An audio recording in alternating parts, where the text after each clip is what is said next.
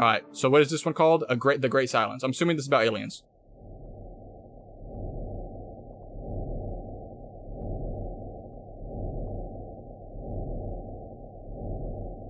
This is what the universe sounds like, or what? In 1967, a postgraduate student at Cambridge University by the name of Jocelyn Burnell was surveying the sky with a newly constructed radio telescope.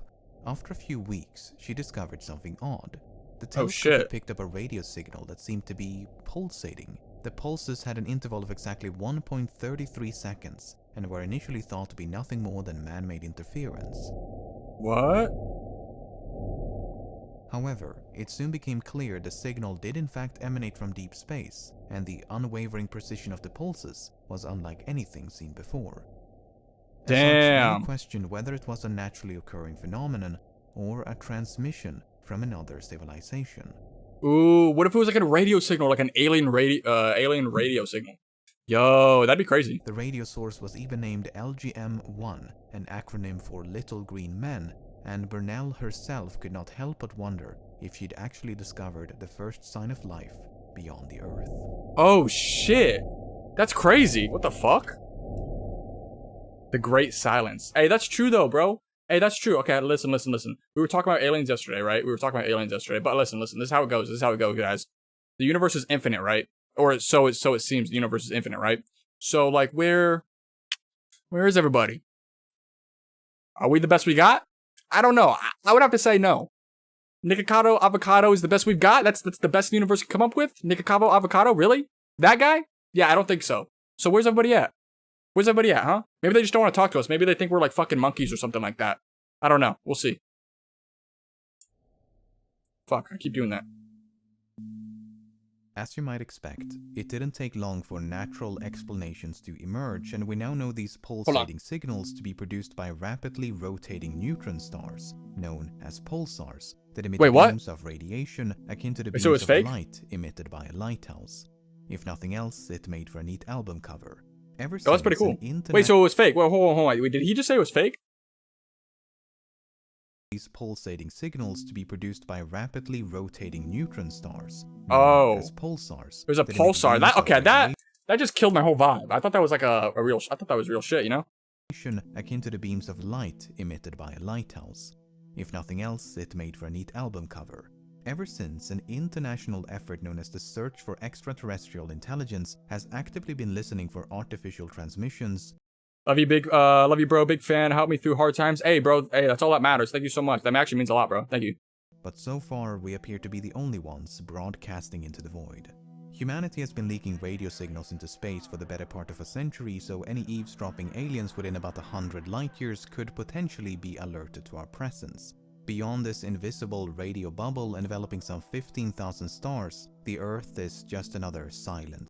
So if you guys are just joining on the stream, somebody just said, what's the stream about? This is another Lemino video. We watched him yesterday about like another, like an alien thing.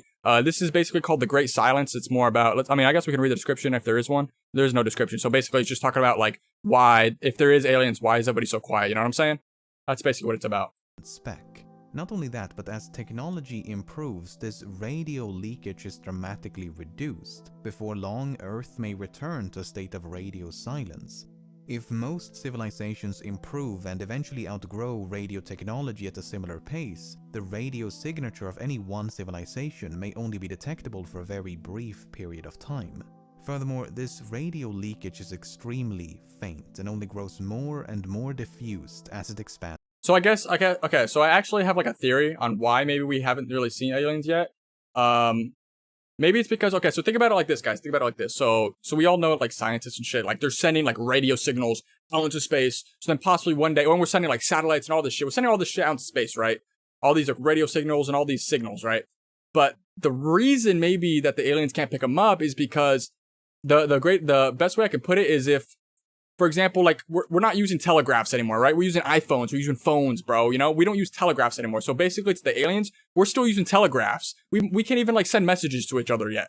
And to them, they're using, like, iPhones, okay? We're all the way down here, they're all the way up here. So maybe that's why we can't really hear them, or they can't hear us. You know what I'm saying? That's my theory. That's, like, one of my theories. Into the galaxy. Some of the most powerful signals to leak into space are military radar emissions, and stand a much better chance of detection across interstellar distances than the average television broadcast. The Square Kilometre Array, a vast interferometer to be constructed in South Africa and Australia, could be Damn, look at all those sensitive enough satellites. to detect a faint radio signature of an Earth-like civilization out to a distance of several hundred light-years. To detect more distant signals would require more deliberate attempts at communication. For instance, an advanced civilization may construct powerful beacons specifically to increase their radio luminosity.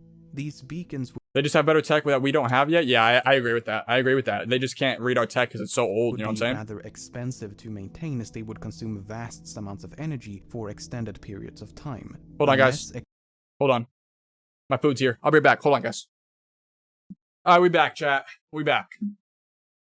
Do you remember me? I remember everybody.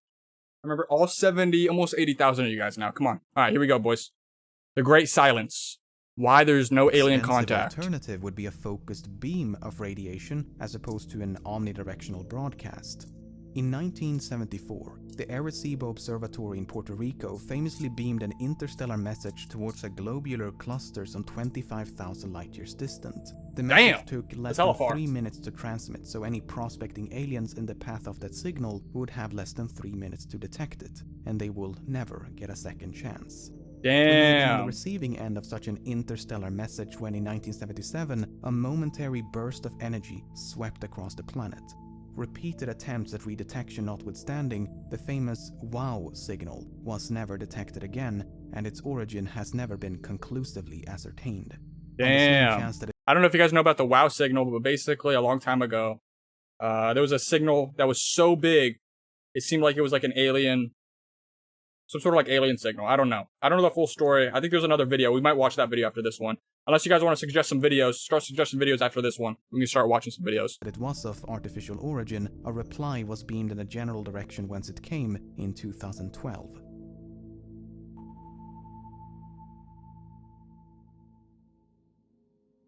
In a galaxy as old...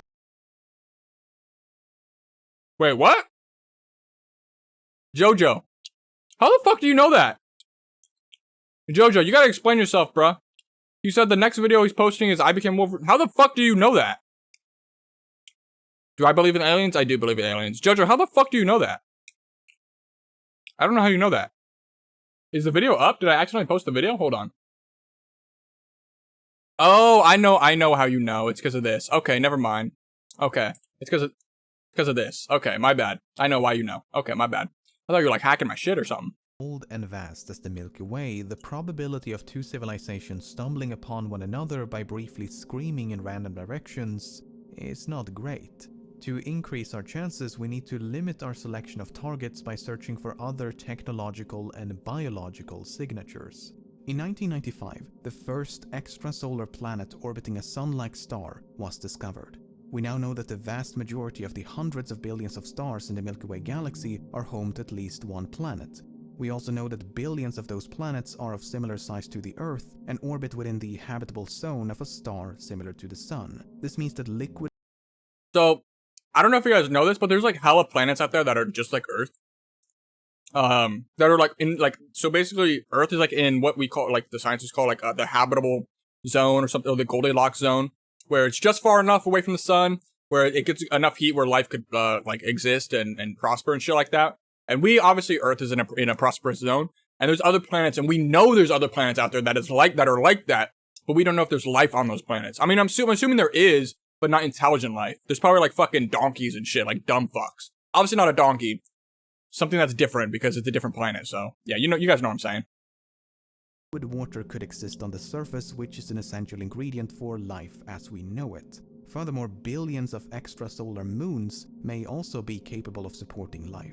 With this knowledge in mind, in 2017 a message was beamed towards one of the least distant and most Earth-like exoplanets discovered to date. The message comprised a number of musical compositions and basic information about humankind, and should the planet be inhabited, we could expect a reply as early as 2044. Damn! The most habitable planet. We sent a signal to the most habitable planet? Damn, bro. You guys think we're gonna get a response? Or they're gonna leave us on red? Personally, I think aliens would leave us on red, bro. They're gonna see our shit and be like, yeah, these motherfuckers are monkeys. They're literally destroying their own race. Their own planet, bro. Look at how fucking retarded humans are. They're so stupid. Let's just leave them on red. Damn, that's crazy. That's some crazy shit. Preview of that future. However, habitability is no guarantee of habitation. To determine whether a potentially life-supporting planet is currently supporting life would require a more careful examination. For instance, by analyzing the starlight passing through the atmosphere of an exoplanet, it is possible to deduce its chemical composition. The spectrum of an oxygen-rich atmosphere will differ from that of, say, a hydrogen-rich atmosphere. I'm eating Chipotle, by the way, guys. Synthetic plants and organisms Chipotle's really good. responsible for the large quantities of oxygen on Earth, an exoplanetary atmosphere with a similar concentration of oxygen could be taken as a sign of life. This is known as a biosignature, but it's far from definitive, as oxygen could also be the result of various abiogenic processes. As such, astrobiologists are more interested in certain chemical combinations, as it would be far less likely for, say, methane and carbon dioxide to coexist in the absence of life. Speaking of carbon dioxide, some chemicals can be indicative of industrial pollution, and thus artificially induced climate change could serve as the universal sign of unintelligent life. In addition to bias... Wait. You said something about climate change and life? Hold on, what did you say? Change could serve as indicative of industrial pollution, and thus artificially induced climate change could That's true, that's true, because we are, that's what I'm saying, we're fucking up our own planet, bro. In addition to biosignatures, we may be able to detect signs of technology. For instance, an exoplanet surrounded by a dense orbital belt of artificial satellites or space debris could be detected during transit of its parent star. This would be an example of a technosignature. A more extreme example would be a megastructure. Oh, okay, this is gonna get shit, so I know about this shit. I know about this shit. So basically, there's different types of civilization, okay? You're not ready. There's 3 types of civilizations. There's type 1, type 2, and type 3, okay? I'm about to school you guys real quick, okay? Monokage is gonna keep schooling you guys. So there's 3 types of civilization. There's type 1, 2, and 3. Type 1 is when you can harness the power of the earth. So basically, if a natural disaster happened, we'd have the technology to stop and prevent that shit. We can basically harness the power of the earth and create free and clean energy just by using the planet's power. A type 2 civilization, I'm pretty sure, is harnessing the power of their solar system. So for example, we would like the picture he just showed. This picture right here. We would like harness, so we'd put something like around the sun, and we have some sort of technology where it harnesses the power of the sun and creates clean, free energy from the sun, like this. And then we have a type 3, which is basically like a galaxy, where you can go like galaxy, you can go to planet in other solar systems and like harness the power of the entire galaxy. That's what that is. Let me school you guys real quick. You know what I'm saying? I'm just trying to teach y'all something. Would be I'm gonna make you guys smarter. I'm into this shit, bro. I'm into this alien shit, bro. They're real. They're definitely real. Come on now, guys. The initial speculation surrounding the discovery of pulsars has become somewhat of a recurring theme. Whenever an astronomical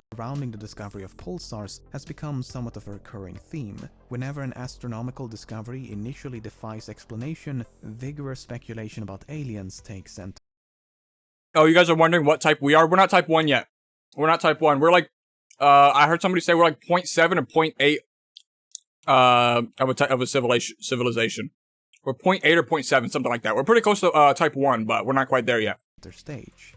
We're like 100 years away. The discussion has been dominated by a peculiar star some 1500 light years distant. The star exhibits erratic light fluctuations and occasionally dim by as much as 22%, and so one hypothesis is that an alien megastructure is blocking the light from the star.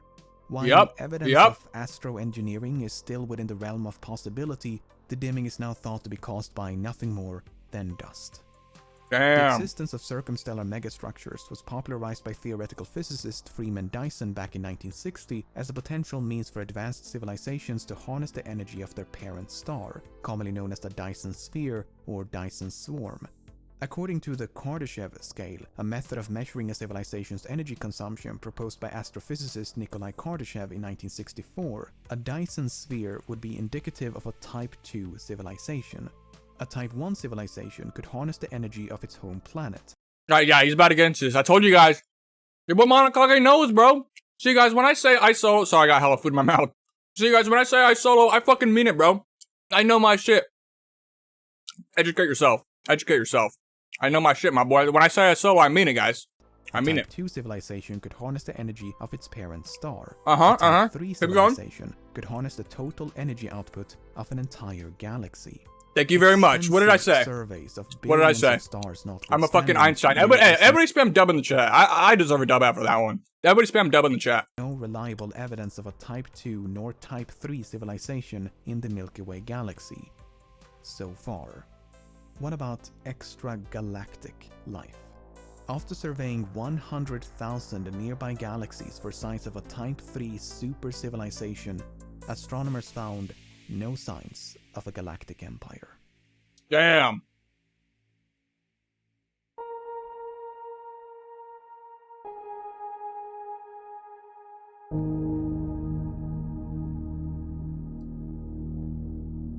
I love your videos. Well, I love you. What you eating? I'm eating Chipotle, guys. I'm eating some Chipotle. Can be a bit unnerving. Humanity is now on the verge of detecting biosignatures on extrasolar planets, but Earth has been radiating detectable biosignatures for billions of years. Yet, as far as we can tell, it's failed to attract the attention of any alien astronomers. The apparent contradiction between the expectation and lack of evidence for extraterrestrial life is known as the Fermi paradox. Given the sheer size and age of the universe, why does it appear to be so lifeless? It is possible to concoct a myriad of hypothetical solutions. Perhaps life is common, while intelligent life is exceedingly rare. After all, it took some 4 billion years. I think intelligent life is mad rare, guys. I think I don't know, bro. I think we're mad fucking rare. I think they're out there. I think there's actual smart aliens out there, but it's pretty fucking rare. Of evolution and a number of mass extinctions before humans emerged on Earth. Proponents of the rare Earth hypothesis suggest that complex life on Earth is the result of an improbable chain of events, unlikely to occur more than once. Perhaps there exists a barrier, either improbable or impossible.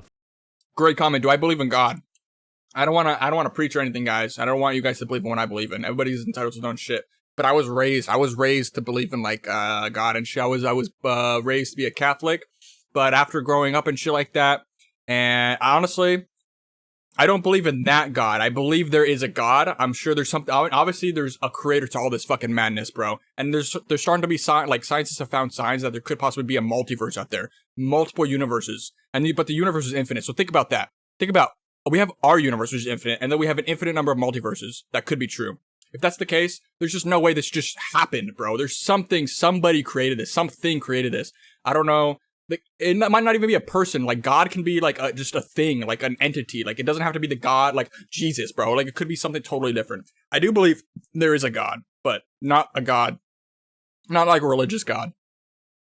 Overcome. If the barrier is My bad. behind us, we may be among the fortunate few to have crossed it. Potential candidates include the emergence of multicellular organisms and the invention of nuclear weapons. If the barrier is still to come, we may soon join the cosmological graveyard of fallen civilizations. Potential candidates include unsustainable climate change and the invention of nuclear weapons. Perhaps we severely underestimate how truly alien aliens can be. All life on Earth is carbon-based and rely on water, but life could hypothetically be silicon-based and thrive in oceans of liquid ammonia. Just as we search for life as we know it, aliens may be doing the same. Perhaps an advanced civilization did in fact pay us a visit in the distant past. Unless some sort of evidence of that visitation survived for millions or billions of years, we'd never know. Even a visitation in the recent past could have been misconstrued as gods descending from the heavens. Well, I mean, that would have been a fairly accurate interpretation. Perhaps all civilizations inevitably develop technology that transcend physical reality. For instance, reality could be rendered obsolete by hyper-realistic simulations. By transferring one's consciousness into these virtual wonderlands, one could achieve digital immortality. The happenstance offerings of nature would struggle to compete with the promise of utopia throughout the galaxy. So basically what you just said there, guys, is like, so why, like, okay, so I have a question. Okay, I have a question for you guys. Video games are getting better, right? Video games are getting more and more realistic, and now we have virtual reality, and that's obviously within 100 years, that's going to get like damn near realistic, right? So like, what's the point of expanding and exploring the universe, the infinite universe, when we just stay here and go in our little own metaverse and just live like a fucking bot? Just live like a fucking, you guys ever see WALL-E? That's basically what we're gonna be. We're gonna be fat as fuck, just sitting in a chair with a VR headset on, and just living a digital fake life. Like, what's the point? Because, I mean, if that, we can just create, like, ultra-realistic video games and ultra-realistic universes with VR and stuff, what's the point of go and explore the actual universe where you can actually harm yourself, you can kill yourself and shit like that? When you can just sit in your fucking room, get fat as fuck, eat whatever you want, and put a headset on. I mean, that could be why. Maybe that's why we don't see aliens, because we're already moving that way. We already got fucking people scrolling on their phones all day, every day. We already got people with their headsets on and VR chat and shit like that. So, I've played VR chat a few times, and I've seen people literally sleep with the VR headset on, bro. Like, there's like sleeping worlds. You can literally sleep in VR chat with your headset on. It's stupid as fuck. I don't know why people do it, but we're already moving to there. Maybe that's why we haven't seen aliens, because they realize, like, why explore the universe when we can just be comfortable and just not die and just sit in a fucking chair with our VR headsets on.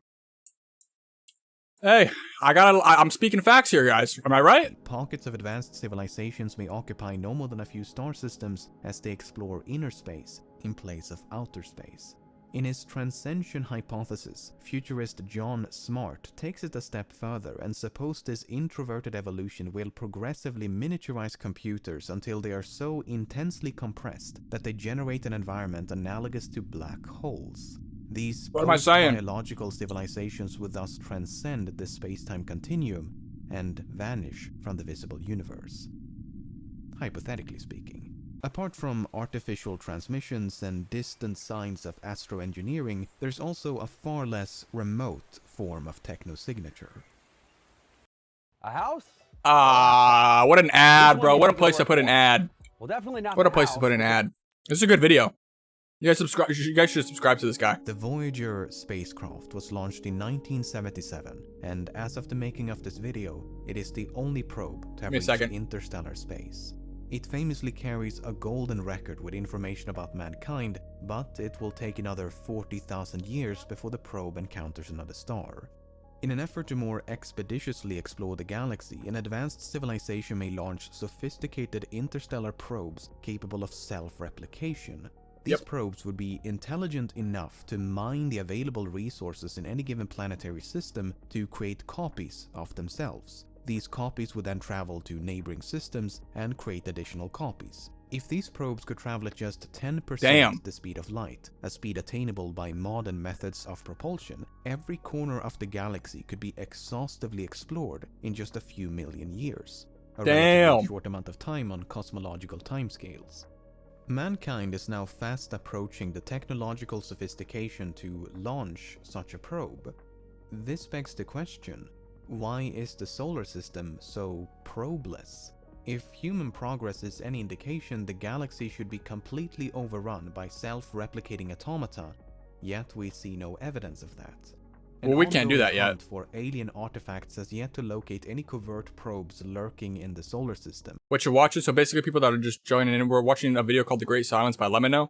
It's basically why we haven't heard of aliens yet. Like, where the fuck are they? If the universe is so infinite, where the fuck are the aliens? There should be, like, a lot of aliens. You know what I'm saying? But space is vast. An object of extrasolar origin could easily be zipping around our cosmic backyard without our knowledge. In fact, that is exactly what happened in 2017. An extrasolar object named Oumuamua passed through the Oumuamua? What the fuck kind of name? Why would you name an object Oumuamua? What the fuck? And went completely unnoticed until it was moving away from the sun. Even then, its discovery was pure luck, and thousands of extrasolar visitors could go undetected each year. The size and shape of Oumuamua can only be inferred by the amount of light it reflects, but it appears to be highly elongated or extremely flat. Damn. Initially, it was thought to be a comet, but the absence of a cometary coma, a trailing cloud of dust and gas typically formed when comets approach the sun, lent credence to it being an asteroid. But then the object began to accelerate. This acceleration would be consistent with the outgassing of a comet, but as mentioned, Oumuamua does not display the expected characteristics. This is cool, by the way. Like, that's crazy how we have, like, pictures of, like, comets out in space, bro. Like, this is a good ass. Like, really think about it, guys. You know how big this thing is, too, by the way? Like, this comet? It's fucking massive. It's massive. You could probably put a person on here, and you wouldn't be able to see this person because this thing's so massive. A comet. One possibility is that this outgassing is simply too faint for us to detect, but there is that remote possibility of it being an interstellar probe. More specifically, a probe using a light sail as a means of propulsion. On the other hand, Oumuamua is perfectly radio silent. Perhaps it's a defunct probe destined to aimlessly roam the galaxy, Nah. much like Voyager. Nah. By the way, check your DMs. Alright, I got you, my boy. Give me a second. It's important to remember that with a sample size of 1, that being Earth, we cannot possibly know how common or rare life truly is. There could be hundreds of planets or millions of galaxies between us and them. If life was discovered elsewhere in the solar system, perhaps beneath the frozen mantle of Europa, we'd be able to compare and contrast 2 distinct sources of life and gain crucial insight into its commonality or rarity. Many reject the anthropocentric view of Earth as a cosmological oddity due to the sheer number of Earth-like planets coupled with the resilience of life on Earth. But the truth is, we don't know. We don't know if billions of planets is sufficient for intelligence to arise more than once. We don't know the prerequisites for abiogenesis, the transition from non-life to life. We don't know the probability of cosmic solitude. Where is the aliens, bro? Where are my boys? I just want to meet some homies. All this ignorance is more than a bit presumptuous. The extent of our search for extraterrestrial intelligence has been compared to searching a glass of water for evidence of fish in all of Earth's oceans. Space is unimaginably vast, and we have barely begun to scratch the surface. There are so many untapped avenues for detecting signs of life that if we just turned that telescope a bit to the left, made it a bit larger, and listened to a slightly different range of frequencies, perhaps the universe wouldn't be so silent. There it is, ladies and gentlemen. The Great Silence. That was a good-ass video. What do you guys think of that video? I thought that was a good-ass video.